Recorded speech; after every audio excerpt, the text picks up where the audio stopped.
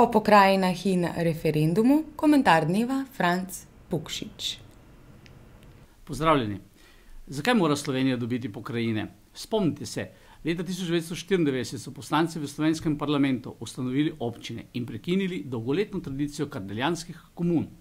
Lokalne skupnosti so na ta način prevzele odločanje in odgovornost za lastni razvoj in to zaupanje so tudi opravičile z izgradnjo šol, vrtcev, cest, zdravstvenih domov in tako dalje. Sam sem poleg tega, da sem poslanec v državnem zboru, tudi župan občine in lahko vam zagotovim, da smo na lokalni ravni znali iz 1 evra narediti 3.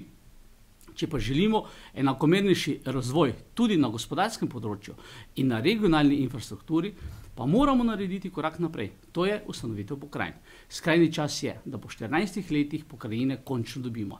Ta vlada je tudi pripravila potrebno zakonodajo in predlog členitve Slovenije za pokrajine, ki jo je podprlo več kot 86% vseh občinskih svetov in županov, Državni svet, Združenje slovenskih občin, Skupnost občin Slovenije.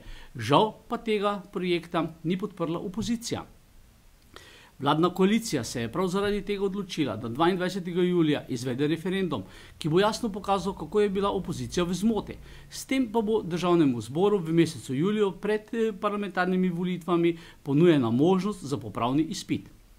Verjamem celo, da bo opozicija do referenduma prisiljena priznati, da je z miniranjem pokrajinske zakonodaje skušala ljudem ukrasti boljšo prihodnost in kaj sploh ustanovitev pokrajin pomeni za državljanke in državljane Slovenije. Prvič, garancijo za resnično boljši in skladnejši regionalni razvoj Slovenije. Drugič, ustvarjanje več in boljših delovnih mest, tudi izven osrednje Slovenije, se bodo o tem odločili ljudje v okolju, tam, kjer tudi živijo, ne pa v ljubljanskih pisarnah. Tretjič, bistveno več sredstev iz evropskih strukturnih skladov in končno, vendar ne najpomembneje, boljšo prihodnost za naše otroke in vnuke. In če opozicija tudi po uspešnem referendumu ne bo glasovala za ustanovitev pokrajin, potem bo seveda grobo izkoristila zaupanje svojih volivcev in s tem dala rdeči karton ne le sebe, temveč seveda vsem državljankam Republike Slovenije.